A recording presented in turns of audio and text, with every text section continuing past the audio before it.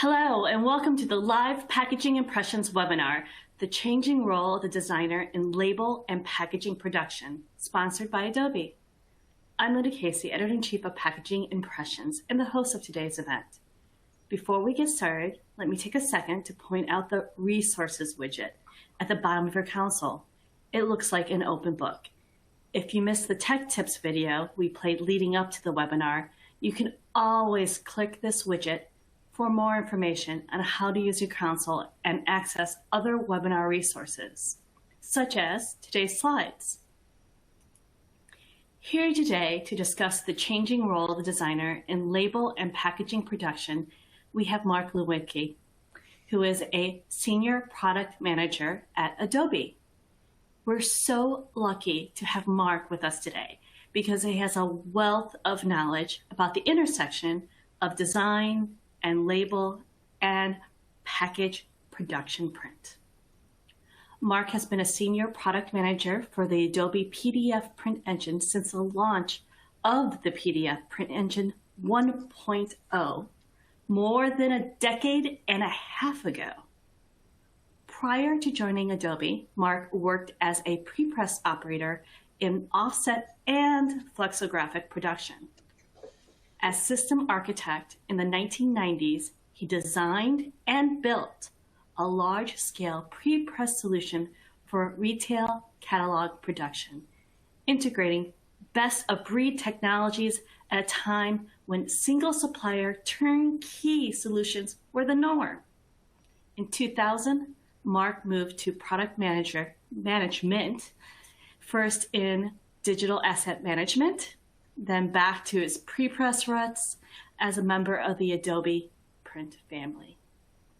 Just one example of how Mark has forever changed design, pre-press, and production print is that Mark helped to initiate PDF-BT, the international standard for variable data printing. Welcome, Mark. We're excited to be with you today, and I humbly hand over the virtual clicker and mic to you. Okay, Linda, thank you very much for that great introduction. So yes, today we're going to be talking about the changing role of the designer in label and packaging production. Packaging, it's almost a $500 billion global industry.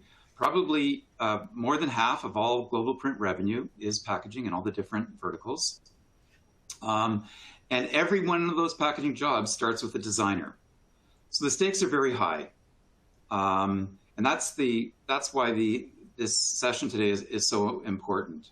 On top of the role of the designer is the front end to what at the back end can be a very complex manufacturing process involving finishing, involving variable data printing, and so on. And the overall landscape in printing and in retail is changing dramatically all the while. And that has forced some new skills requirements onto designers of packages, which is the focus of our discussion today. So the presentation today is broken up into 4 sections. Number 1, the many roles of packaging, some of the meta trends that affect the changing landscape, in particular how inkjet changes the game, and then the concluding slides on the changing role of the designer. So starting with the many roles of packaging. Packaging is the face of the product. It's a brand ambassador. In the case of e-commerce, it's the product avatar. It might be the first impression that a consumer gets of the product might be on a screen, but it's a picture of a package.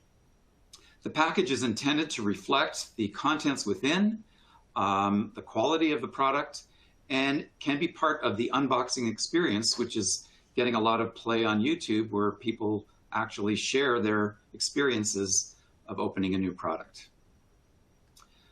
Of course, the package is a physical touch point in the purchase decision path.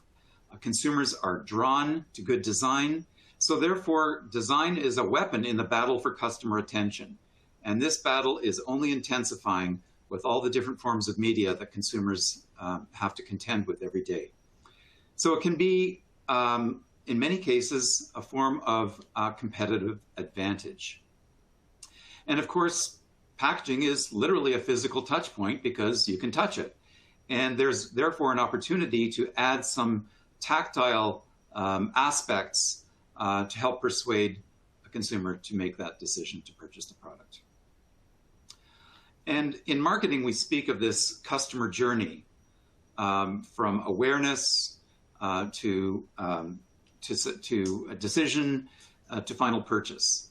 And this is the point in the persuasion of the package on the store shelf is a critical point in that path, because quite often competing products are sitting side by side, and it's the package, the contents of the package, the graphic design of the package that makes the difference to the purchasing decision.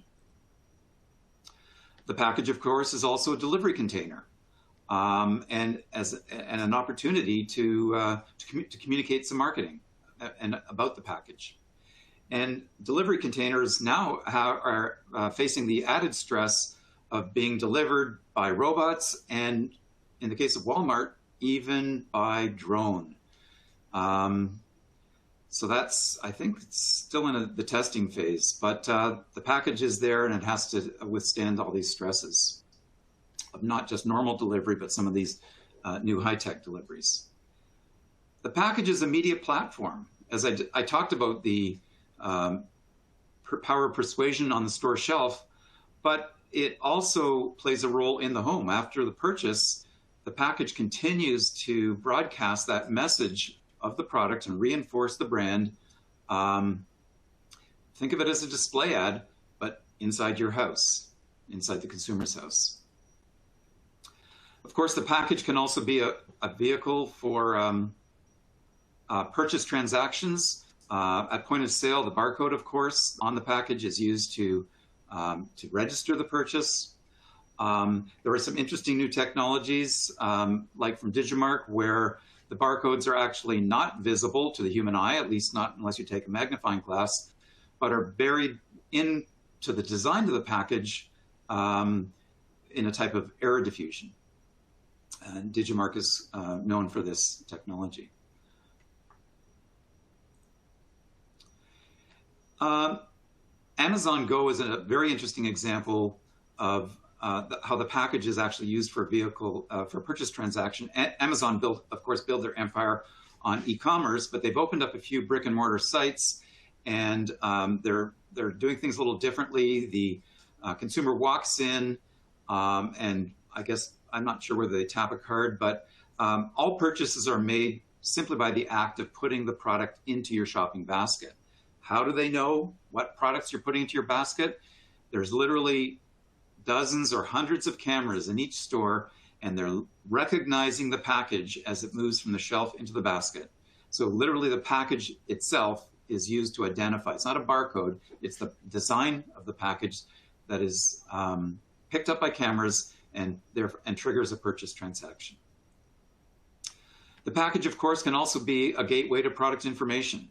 There's a limited amount of real estate on every package, and there's a lot of regulatory and compliance requirements, in addition to marketing requirements to communicate to the customer, and sometimes they just don't fit, and that is seen as an opportunity to go online and get the additional information, get the origin story or instructions or ingredients, perhaps alternate languages, by scanning that in. And the Grocery Product Manufacturers Association has a technology for this, a standard, and I believe it's being implemented.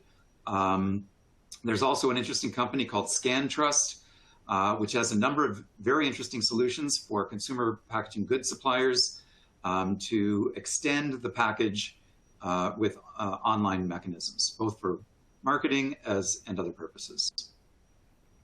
The package, of course, is becoming a focal point for sustainability. And some innovations in this area include making the package part of the product, literally part of the product. A number of big vendors are experimenting with paper bottles, like beer companies and soda pop companies. Even Tide has got a version of their liquid detergent that is contained within a cardboard package. And of course, the use of compostable materials, degradable plastics, and so on. And this example here of Kit Kat shows a product that can actually be turned into something else, in this case, origami. Of course, companies are jumping on the green bandwagon and are trumpeting their sustainability efforts. It's a way to increase their brand value, and certainly there's a lot of greenwashing going on in this area. So I'm going to move on to some of the meta trends in the industry that affect packaging and packaging design. Consumers are demanding greater product variety, and as a result, packaging volumes are going up. Even throughout the pandemic, there was a growth in some categories, many categories. But because of the greater need for variety, the run lengths are in decline. And that's an interesting and good challenge for many commercial printers and converters, because it means more work, more jobs. But it also means more ripping and more workflow, and it really means there needs to be more automation. We are seeing a growth in inkjet for packaging and other segments. In fact, inkjet packaging is growing faster than almost any other segment in commercial printing, an annual rate of 11%. Digital printing itself, of course, is growing faster than other traditional printing technologies. But digital packaging and labels, very dramatic growth, and hence the growth in digital equipment sales, inkjet mainly. And you can see this reflected numerically here in this slide, where inkjet certainly is the smallest base, but certainly compared to Flexo, which remains the market leader. Flexo is only growing at 2.5% roughly. Inkjet's growing at over 10%. And of course, packages are also printed by offset and other traditional methods. Another interesting trend is the growth of using spectral color values to specify spot colors. This is an interesting trend. In many ways, I believe it's been around for a long time, but it's really growing now, especially with digital printing. Brands recognize that when they're trying to print products at printing plants all over the world on different substrates, if they want to achieve the greatest level of consistency for their brand colors, they need to specify those colors not in a swatch book or by a name, but by actual values which are independent of lighting condition, inks, and substrates, and so on. And there is the standard CXF for doing that. I'll talk more about this later. Another interesting area is the so-called metaverse. We used to call it augmented reality or virtual reality. Actually, these are slightly different things, hybrid reality. But there is a consensus that augmented reality or virtual reality will influence e-commerce, whereas today, when you're familiar with looking at a photo, an image of a product on an e-commerce store, in the future, you'll have the opportunity to very easily spin it around, zoom in, and all the rest of it. Every product will have a digital twin. In this example here, the sunglasses are modeled using virtual reality on the potential buyer. Retail itself is undergoing all sorts of transformation, not just e-commerce, not just e-pay by application. I mentioned Amazon Go, beacons in the store which track your motions, and just like e-commerce vendors can track where you go on their website or even across websites, brick and mortar retailers want the same ability to understand how the path that you traverse through their store. And of course, we've got a new generation of designers. For at least the last 2 decades, educational programming in graphic arts programs has been very much focused on digital designs. And as a result, the skill level of designers overall has basically is at a premium. Highly skilled operators are at a premium, and in some cases, they're very difficult to find. I'm talking about pre-press operators here. But we need a shorter learning curve for these print workflows. We need to put more intelligence into our workflow solutions to address the needs of this next generation of designers and prepress operators. Well, just as graphic arts has changed over the last 2 decades, so has transportation and logistics.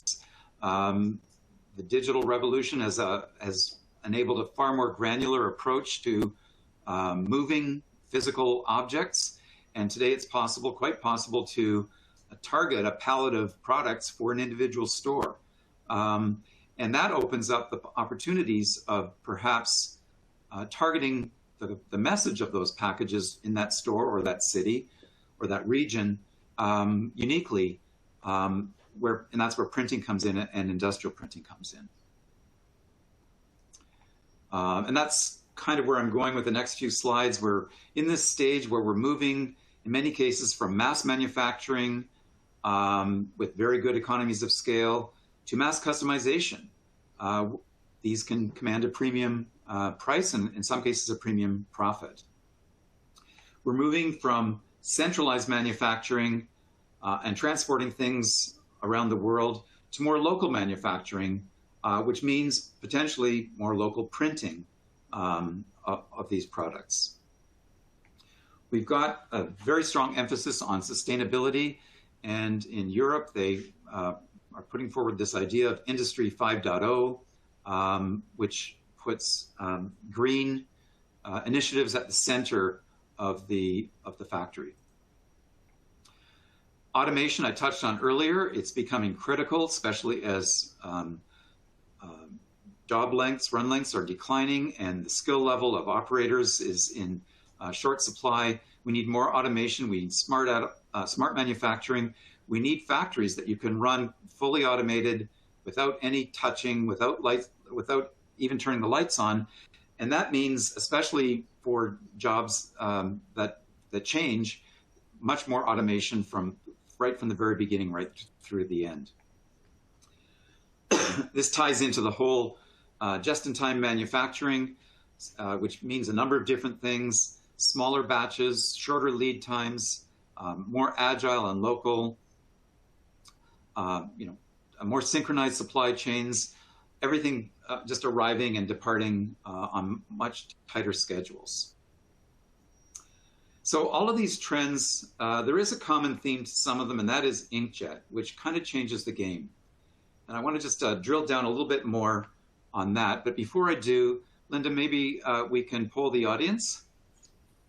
I think that's a great idea, Mark. So as Mark said, we are coming up on one of the many interactive elements of today's event, and this one is a poll. So dear audience, we'd love to learn more about you, and specifically if you design, prepare packages and or labels that are printed on an inkjet press. So we'll give you a moment to answer.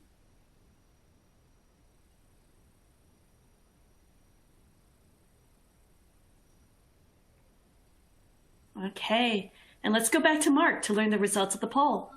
So I see the results, and it looks like almost precisely 2/3 of the audience here does not do print or design or prepare packages on an inkjet press. Precisely 1/3, 33.3% of the respondents do print on packages and inkjet presses. Thank you for your responses. So the interesting thing about inkjet, especially as it relates to packaging, is that it enables this concept of industrial printing or industrial packaging. And if we look at the horizontal, we segment the market into the commercial printing market into these horizontals of commercial printing and industrial printing, the commercial printing consisting of graphic arts, signage, quick printing, books, publications, wide format, security printing, and so on, photo printing. Industrial printing has fewer verticals. What's interesting is packaging spans these two verticals. And what makes the difference is the packaging printed as part of a manufacturing process or very closely integrated with a manufacturing process. In that case, I would consider the packaging to be industrial packaging, industrially printed packaging. And some of the characteristics of industrial printed packaging or inkjet packaging are if you're only printing one or two or a handful of products in a given factory, you don't need to have the full set of skills and features that a packaging converter might have. You're only doing those handful of products. So you're building purpose-built solutions as opposed to the more familiar full-service printing operation where the converters have today. Today, quite often packages are printed twice. First, the core message of the package, but at time of manufacture, there might also be expiry information or manufacturing date coded right onto the product, but it's a second printing step. And as inkjet becomes more predominant, as packages are produced more locally and in smaller batches, the entire package, including the expiry date, can be printed at the same time. And that's what this bag of potato chips shows here. You can clearly see that the expiry date was not an add-on in a second stage. It was printed as part of the entire package. And there might even be more targeted packaging in the future as we move to these smaller boutique type production runs. So if you step back, you can look at the number of stages here. If you print today, let's say in traditional flexo printing, you'll print the package, you'll print it in large volumes, you'll store the large volumes in a warehouse. The number of packages that are needed for a given, let's say, run of the product are shipped to the filling operation. They're filled. Manufacturing information is imprinted on the product, and then, of course, it goes to market. If you're doing it in a more industrial scenario, all of that information is printed in a single step, typically at the same place where the product itself is manufactured and filled. And you have a much more condensed supply chain, smaller batches, and so on. Much more efficient. It's very, very important when we talk about the second print stage to realize that it's fundamentally different from you can think of it as VDP or versioning, but it's really quite different in its intent and how we produce it than what's traditionally variable data printing, which is typically personalized, printed on paper. What I call variable product printing is printed directly on the product as part of a just-in-time manufacturing process. And some examples of that is of variable product printing. When you have a short run, perhaps even a run of one, like this coffee mug, that's definitely a short run, and it's not exactly VDP, but the requirements are very similar. And the other example here, of course, is this very small batch of boutique coffee brands. The lot information, I touched on this earlier with a bag of potato chips, where the expiry date information is being printed as part of the package. Different variations, different versions of the package by language, by region, by promotion. They're a type of, they're certainly not VDP, but they're a type of variable product printing, I call it. Product accountability, this is the ability to print serial numbers and barcodes, which can be used to track or trace the product from its source all the way to the consumer, and then could even be used for authenticating products. And this is especially important as counterfeit products enter the market in some surprising areas, mimicking well-known brands with knockoffs. These can be authenticated with the right technology. And then there's another type of variable product printing, and that is varying the design. So the same product, but every one is slightly different. So they sit on a shelf and they form a palette or a mosaic, drawing the user's attention to the product on the shelf based on the same basic design, but with variations, so variable design. Another meta trend is the growing use of expanded color gamut printing, way beyond CMYK. This is not a new concept. It's been around for actually over 50 years. It did have somewhat of a heyday in the 90s. A number of patents were filed, a number of technologies reached the market, hexachrome, hi-fi color, spotless from Kodak and others. But it's really taken off in the last few years. I think it's really finally getting some traction. And I believe it's precisely because of the growth of digital, where there are no spot color inks, and you need to emulate those colors using a broader range of colors, of printing colors, expanded a single ink set. A lot of benefits to doing that, and the pressure or the competitive pressure of inkjet technology, which does this very easily, is even making its way into the flexo world, which is also adopting expanded color gamut printing, flexo and offset and gravure. So another poll question here, Linda, maybe you could ask the audience. Oh, wonderful. I'd be happy to do that, Mark. So another opportunity for everyone to join into the conversation. And this question asks that you choose the top choice, choose the primary application for you. So the question is, for package designs that are printed on an inkjet press, do you print variable data, lot information, for example, those expiration dates, or product versions? So we'll give you a moment to answer, and then we'll turn it back over to Mark. Okay.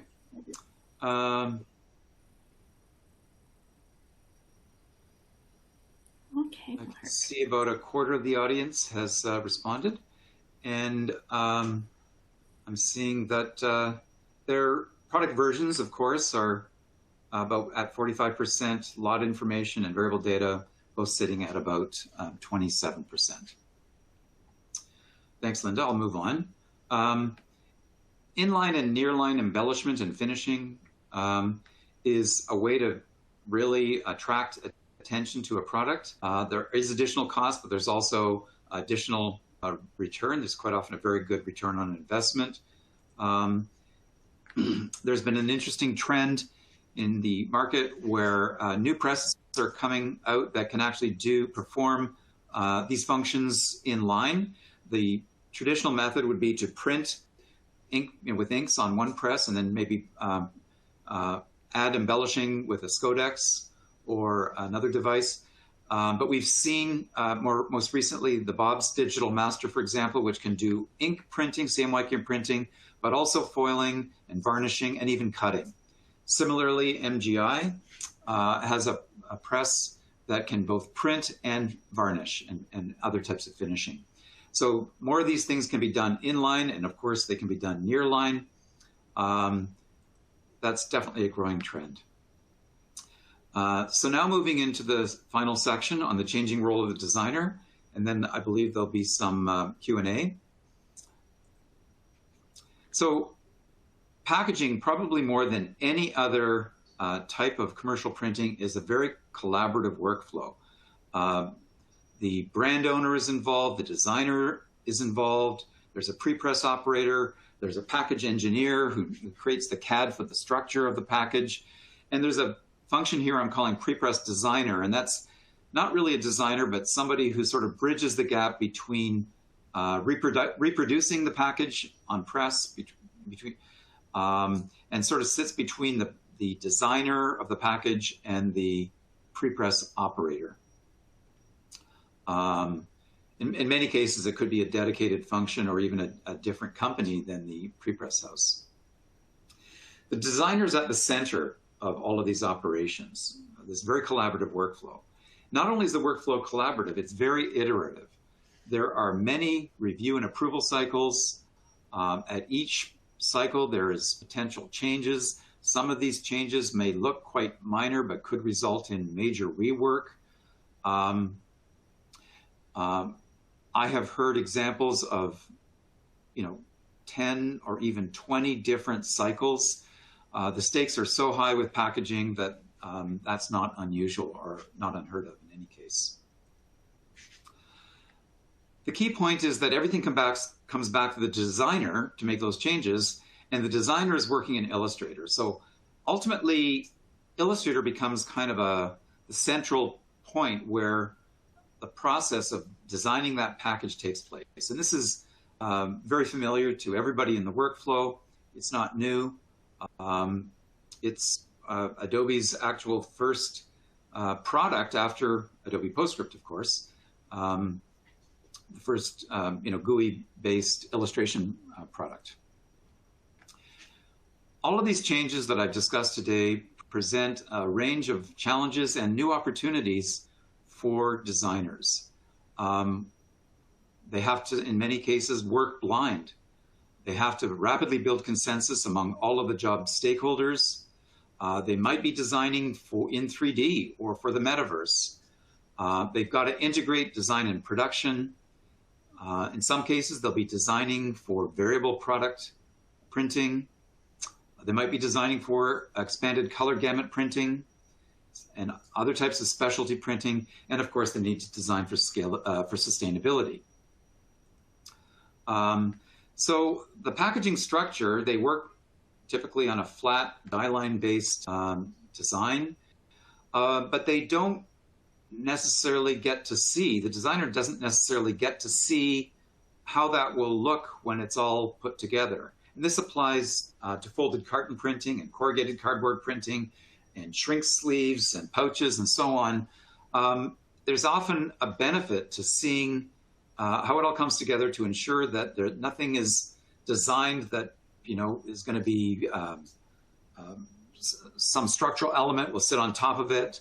You need to leave space for the glue tabs, and you need to make sure that there's no critical elements on a fold line. And sometimes that's easier to see when you can see the product in 3D as you're visualizing it. Another example is metallic and foils. When you see it on the shelf, you can tell by looking at it that this is metallic foil, but when you're designing it, you're typically substituting a spot color, a flat tint of some kind, as a proxy for an actual metallic or foil. So the designer doesn't really see what it will look like when printed, when finished. Likewise for varnishing and embossing, you're working with the spot color. You're not working with the actual varnish or even the appearance of the varnish. So the ability to visualize these things, to provide a window into what it's going to look like when printed, is really important to designers. Can actually accelerate the process and help them build better designs. Likewise for curved surfaces. The surface when printed might be anamorphically distorted. You need to take that into account when designing it. And there are tools, certainly specialty tools for doing this, printing on curved surfaces. So another question here for the audience. Linda? Wonderful, Mark. So we're so glad that you all are part of this interactive conversation. And again, this is an opportunity for everyone to jump into the conversation with a poll. This time, our question is, do you design or prepare jobs while working blind on some elements or aspects? And we're going to give you a moment to pick the scenario you most often experience. And also, I'm going to pull the curtain back just a tiny bit on our production, and just let Mark know that he has a message from our technical team, our event technical team. And so if you want to check the messages while you all are answering the questions, that would be great. Okay.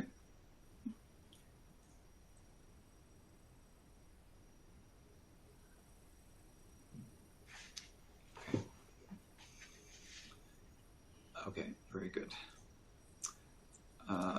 So we have some responses. Let's see. About 40% of the audience has responded. Obviously, packaging structure was the big one, but we also 57%, and then 14% for varnish, 14% for embossing, 7% for foiling, and 7% for metallic inks. So varnish is the big one. Well, packaging structure is the big one, but in terms of finishing, varnish probably and embossing more often than foil or metallic inks. Thank you, everybody who submitted responses. So The buzzword is the metaverse. And some big technology players are placing big bets on the idea that we'll be spending more of our time in virtual spaces. And these virtual spaces will be virtually 3D. And it makes sense that products will themselves exist as virtual products, and we already have examples of that in some of the news stories.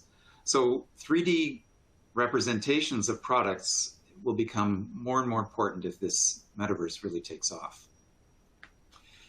3D visualization is important for designing, for editing interactively, getting stakeholder buy-in, and in the future for marketing and the metaverse. And that's why there is this talk of creating a digital twin. So today, product information management systems contain metadata about a product, weight, and so on. In the future, we expect not only photographs of the product after it's been manufactured, but 3D renditions to be available for marketing purposes. And that's this concept of a digital twin. There will be, and this is kind of in the same vein as the metaverse, these alternative realities, both for the purpose of review and approval, but also for consumers to preview, augmented virtual and hybrid realities. These eyeglasses, they came out a few years ago. They never took off. Apparently they're coming back, new and improved. So we may well see augmented forms of reality, and products will be part of that. And here we have the headset. Designers, of course, need to find ways to design for these curved surfaces, to do those graphical transforms needed to compensate for the eventual curvature of the surface. Adobe has a product here that contributes to helping the designer. It's 3D Designer product. It's called Substance 3D Designer, part of the new Adobe 3D suite. I think it's about a year old now, where products, even before they're manufactured, you can create photorealistic renditions of products for marketing purposes and reviews and approval and so on. And this is part of Adobe's strategy to have an integrated packaging workflow, design, of course, in Illustrator, collaboration, review and approval in Acrobat, but more and more in 3D tools such as Substance Designer, marketing the product with Adobe Aero, which is now a product. 3D structures can come from a CAD application or even from Adobe Stock. And then, of course, printing. And I've got the icon for my product, the PDF print engine, part of the manufacturing process, part of the printing process. The goal here, of course, is to ensure that the virtual products are aligned with the physical products. And this is important to avoid unmet expectations, to avoid returns. A consumer might see a product online, but when they get it, it doesn't look like what they expected, and they return it. So it's absolutely critical that these virtual representations, these 3D representations of products, are aligned with the physical. And this Adobe workflow, integrated workflow, can help to ensure that. Integrating manufacturing and design, there's a need for a single source of truth for both the graphic elements and the manufacturing elements. And this has been recognized by the industry leaders, which have formulated a standard. I think it came out of the Ghent PDF work group. It's called PDF processing steps, now ISO standard 19593. But I'll go back to what I said earlier. The starting point for the single point of truth is Illustrator. And as I showed in that workflow diagram, it is possible to bring your CAD die lines into Illustrator and to keep them with the Illustrator file, and then to export them as a PDF file. And that becomes the single source of truth for both the manufacturing elements and the graphic elements. And that avoids getting out of sync, getting mismatches in the process. And there are workflows emerging that take advantage of this concept of PDF processing steps and PDF files that conform to this international standard. Of course, many people will use the familiar method of manufacturing elements just designating a spot color. And you could designate a dye line as a spot color, or different elements within the dye line, or a varnish element, or an embossing element.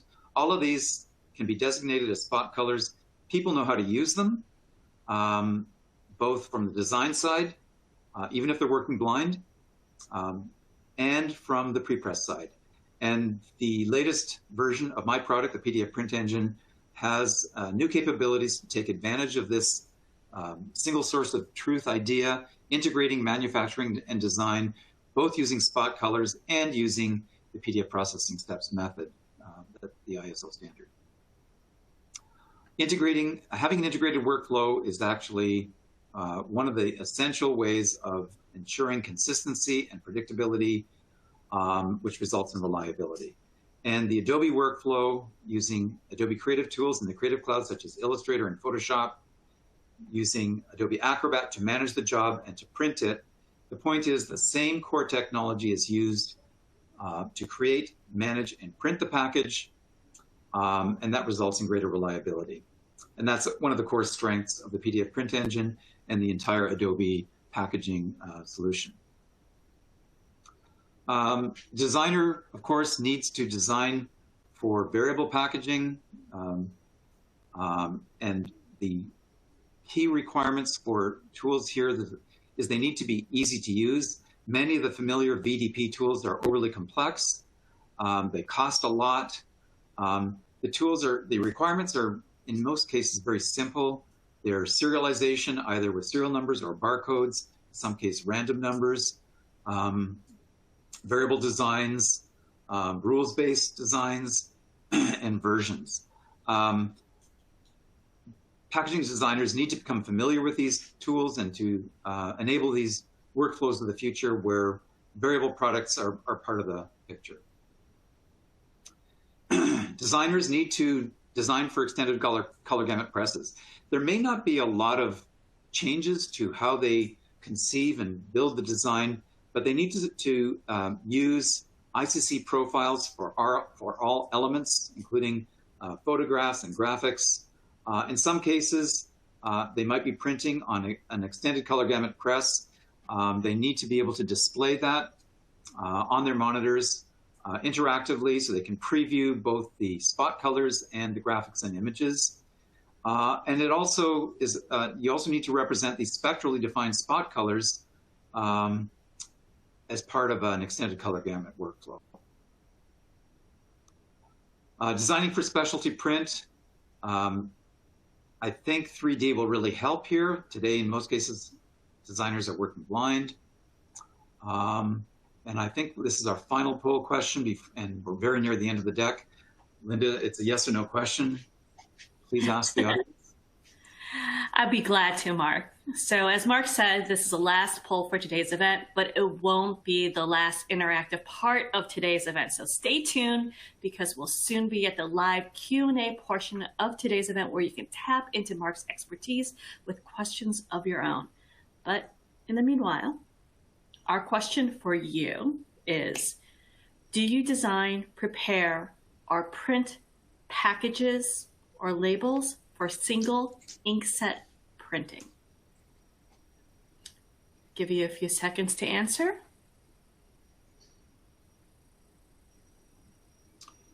Okay, and let's go back to the man with all the answers. Mark, what are the results of the poll? The results are 78 to 22% no. So most of you are not using expanded color gamut single inkset printing, but about 20% of you are.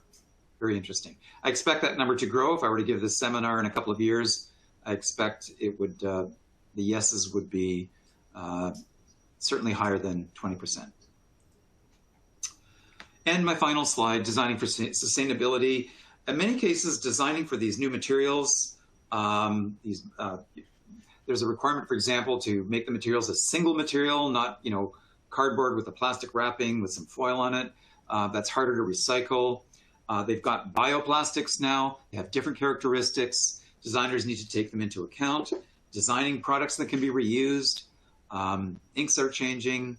All of this poses some challenges for designers.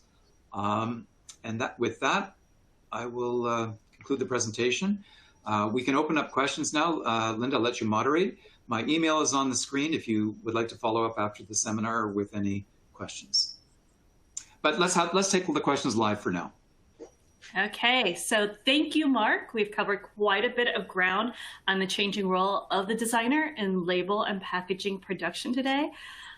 And so, Mark, as you suggested, we're going to take some questions from the audience. So if you haven't submitted your question yet, be sure to do so now. It's easy. Just type your question into the Q&A box on your webinar console.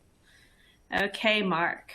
So our first question comes from Kimberly, and she asks, what was that ISO number for the export to PDF standard? So I believe you're referring to the PDF processing steps, and it's ISO 19593-1. I'll repeat that.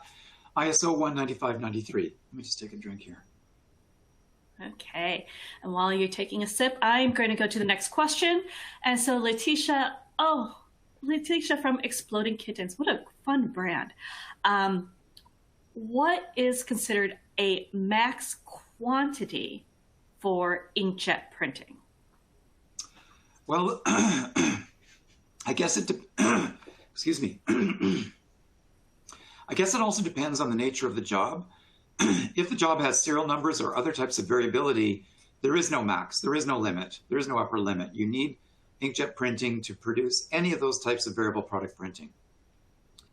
In terms of taking advantage of the short, no make-ready time and short runs, that varies from press to press. There is an overlap between offset and flexo, and flexo and offset vendors are working hard to lower their floor, just as inkjet vendors are working hard to raise their ceiling.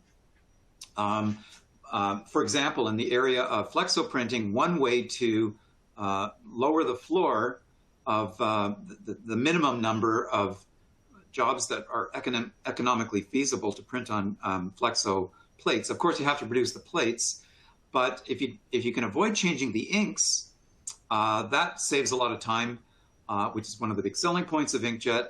So I'm not giving you an actual number. It really does depend on the press. I would say, we're probably looking at the low four figures. 1,000, maybe a few thousand, what might be considered a maximum for some inkjet printing. That certainly is not relevant to large brands, but certainly might be relevant to boutique brands which produce small batches, once a week or something. Okay, thank you, Mark. And audience, I'm loving all the questions that are coming in. And just a reminder, we are going to have limited time. So be sure to ask your questions sooner versus later. Be sure to type it in so that we can get to your questions. And on that note, our next question comes from Steve, who's the president of Mean Dad Consulting. And Steve asks, how does the new ISO 195-593 processing steps standard influence design and artwork production? Yeah, great name for your company, Steve. Mean Dad. It's a good question, actually, because designers typically want to be able to design unburdened by any constraints of the printing process, and they should. So I will say that this standard really is targeted at the prepress operator to translate those elements that need to be that are different processing steps. I guess what I'm saying is that designers shouldn't really have to think about processing steps when they create their design. They need to their mandate is to look at the brief from the product owner and to come up with some creative design. And they really shouldn't be worrying about how it's going to be processed or printed. So I would say that it really should not influence the designer and artwork, but it should definitely is definitely an important tool for the pre-press operator, who then has to map what the designer did onto these PDF processing steps. Thanks, Mark. And our next question kind of goes to another player at the table. It comes from a package printer and converter and asks, does single stage printing represent a threat to package printers and converters? I would say quite the opposite. I think it's an opportunity. If I read that question to mean, flexo and gravure and offset, large, high volume printers of packages and labels and corrugated cardboard and all the other types of packaging, I would say it's an opportunity to do more with less. To, for example, gang different jobs on the same different product run, different packages on the same job run, taking advantage of the available media, for example, and using the same ink set to produce very different spot colors. So you can do more spot colors with fewer inks. So I don't think it represents a threat. I think it represents an opportunity. And I mentioned earlier that the growth, finally we're getting traction for this single stage printing, this extended color gamut printing. And I think a large part of it is that digital presses simply are not set up for spot color inks. You're literally forced to emulate those spot colors using the available inks, and they could be extended color gamut. By extended color gamut, I mean cyan, magenta, yellow, and black, the 4 processing colors, plus perhaps orange, green, and violet, as many as 3 additional colors. And moving to that single stage, it's actually getting traction among flexo printers and offset printers precisely because they need to compete and compete with the inkjet printers who can efficiently and economically produce these very short runs. So they need to compete, and I think single stage printing will benefit all types of package printers in the future. But there is a big learning curve. Great answer, Mark. Being able to address, the challenges as well as the benefits and how it's affecting all of the industry. A great way to describe what's going on at a macro and a micro level. And now we're going to talk about some practical steps. So our next question, it starts off with a setup. So it says, I'm trying to reduce the amount of travel needed for press approvals. Can you share next practical steps for creating an alternate reality for my print buyer customers to do their press checks? So press checks, when I saw alternate reality, I first thought of, virtual 3D stuff, which is certainly part of approvals, but press approvals are basically 2-dimensional. So that alternate reality, I'm not sure if there's something more to the question that I don't realize, but in terms of practical steps for doing remote press approvals, I would say ensure that every player in the workflow uses color profiles, ICC profiles for all elements in the job, including potentially profiling your monitors, and building that sort of end-to-end and testing that end-to-end workflow so the monitors are proven to accurately reflect what gets printed. So color management, end-to-end color management based on ICC profiles, I think would be at the top of the list here. Fantastic. I should say there are specialized tools specifically to solve this problem. But I'll sort of leave that aspect for you to research. Fantastic. And I'm sure that's something that we often talk about at Packaging Impressions. So if you're on our site or reading our magazine, you're hopefully getting that info as well. And our next question, again, goes to this, kind of this proofing and expectations question. So our next question goes, how do I ensure my printed packaging matches my print buyer's expectations when my print work will be compared to the work of many other packaging and label converters? So the problem that comes to mind here is that, a batch of products are shipped out to stores and they sit on a shelf, and then the product manufacturer selects a different converter and to run those same products, same design, same colors. How do you ensure that they are that they look the same so that when they sit on the shelf, you don't have a color shift? That's the problem that I'm seeing in this question here.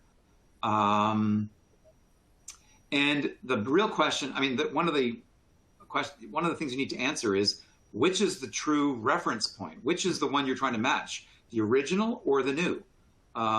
It could be the new in some cases. The new color, maybe maybe it's better managed, and you just have the product manufacturer it has to take that hit to have. But maybe the question is referring to some other type of buyer expectation than different runs of the product sitting side by side on a store shelf. Compare my the work of many other packaging and label converters. I suspect, it's a lot like what you talked about in your previous answer. For example, how, a retailer like Aldi uses distributed manufacturing, which was part of your excellent presentation.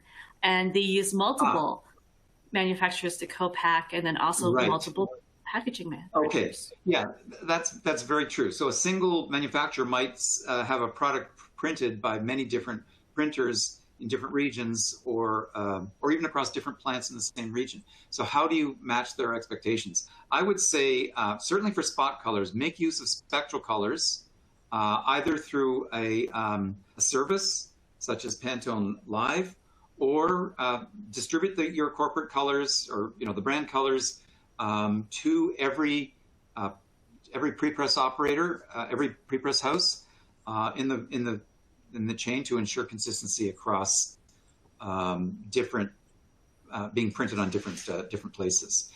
And I think that's the best way to get the buyer expectations to be met across all the different products. Yeah. Great points, Mark. And then our next question is specifically about digital printing, and how can digital printing such as inkjet help me deal with my supply chain problems? Yes. Well, because inkjet is, I would say, more lightweight than other traditional types of printing, meaning you don't have to make plates, for example. The inkjet heads themselves can be integrated into manufacturing.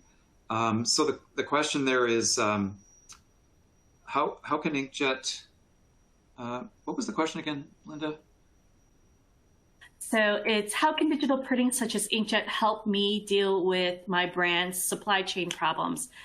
For example, so so if you have the traditional model of a centralized facility producing large volumes and getting economies of scale, the economics of inkjet are such that you can actually move to a more distributed model where you're doing smaller batches more frequently. That's definitely a way that inkjet can contribute to address supply chain issues. I'm not sure if that addresses things from the point of view of the printer itself. Certainly from the brand, it can certainly solve their problem. But for the printer, if you've got supply chain issues, well, here's one. You don't ever have to worry about buying spot color inks, which is part of the supply chain, your supply chain, right? Because you can emulate those colors on a digital press if you have, additional colors. Okay, and Mark, I think we're out of time here. So I want to thank the audience. I know there's some folks, Steve, for example. We've got your questions. We've got your questions, Steve. We've got your questions, Barrett. We will make sure that Mr. Lewicki and all of our friends at Adobe get your questions. So thank you for sending those in. But we are out of time. So on behalf of Packaging Impressions and Adobe, I want to thank you for attending today's webinar. I want to thank you, Mark, for sharing your insights. Be sure to check out our webinar page to get information on all of our archived and upcoming webinars. But before you go, if you take just a minute to fill out the brief feedback survey that will appear on your screen next, we would be grateful.